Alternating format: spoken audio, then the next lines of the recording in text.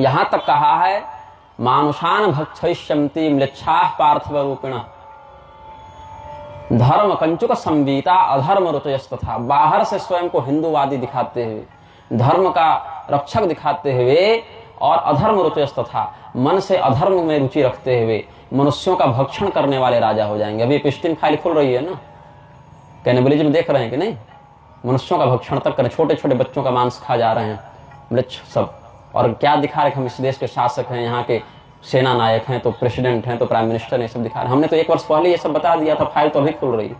मिलच्छराज series जो हमने बनाई थी उसमें हमने सब कई 1 साल पहले बता दिया। जब हम कामाख्या में 5 महीना के लिए थे तब उस समय लोगों ने मेरा मजाक उड़ाएगा, ऐसा कैसे हो सकता है कि वहाँ के देश के प्रधानमंत्री मनुष्य का मांस खा रहे हो, तो 5-5 साल के बच्चों का बलात्कार कर रहे हो, इतने बड़े बड़े लोग हैं। फाइल खोल रहे तो लोग कहते हैं आप ठीक कहते थे। तो हम ठीक या गलत थोड़ी कहते हैं, शास्त्र की दृष्टि से अनुभव करोगे तो वो सब बातें अपने जब में बैठेंगे, जब तपस्या में बैठेंगे। हर वर्ष हम समाज से कट के 2 महीना 4 महीना जंगले में बिताते हैं, बिल्कुल अकेले, गुफा में सो गए, चाहे तंबू लगाकर जंगल के किनारे आ गए। फिर शास्त्र को पढ़ेंगे, समझेंगे, वो कुछ अनुभव करेंगे, अनुभव से सतर्क करेंगे समाज को। तो जो उस बात को मानेगा वो कम नुकसान में रहेगा, जो नहीं मानेगा वो पूरे नुकसान में रहेगा। बाकी नुकसान तो हमारा आपका सबका होना है, क्योंकि कलयुग में है, अंधकार का समय है, तो अंधेरा कायम रहे महामहिम भी कहना ही पड़ेगा।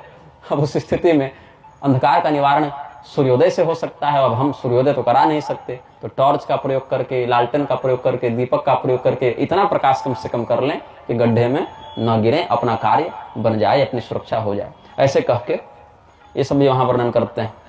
स्त्रियों को मारने वाले, बच्चों को मारने वाले, गौ और ब्राह्मणों की हत्या करने वाले, दूसरे की स्त्री को कैसे छीन लें, दूसरे का धन कैसे छीन लें, ऐसे सभी प्रजास्ते भक्षयिष्यन्ति म्लेच्छा राजनिरूपिणः, शासक का रूप धारण करके म्लेच्छ इस प्रकार से अत्याचार करने लगेंगे। तब अंततः जाकर कुछ कुछ ऐसे लक्षण दिखेंगे जो समाज को सीधे रसातल ले जाएंगे। जैसे कि सबसे पहले धर्म का बोध जाएगा, सत्य बोलने की प्रवृत्ति चली जाएगी, पवित्रता चली जाएगी, क्षमाशीलता चली जाएगी, प्राणियों पर दया करने की प्रवृत्ति चली जाएगी, व्यक्ति की आयु घटने लगेगी, याद रखने की क्षमता कम होने लगेगी, व्यक्ति का शारीरिक बल घटने लगेगा। तो सबसे अधिक श्रेष्ठ व्यक्ति किसको माना जाएगा कलयुग में? तो सुखदेव जी बताते हैं वित्तमेव कलौ नृणाम जन्माचार गुणोदय धर्म न्याय व्यवस्थायाम कारणम बलमेव ही। आपकी लैम्बोर्गिनी हो, चाहे पोर्श हो, चाहे 5 आदमी को कुचल दीजिए, 4 घंटे में बेल भी हो जाएगा, निबंध भी लिख लीजिएगा। क्यों? पैसा है आपके पास, है ना? संकेत समझ लीजिए। तो कलयुग क्या कहता है कि धर्म उसी के पक्ष में हो जाए।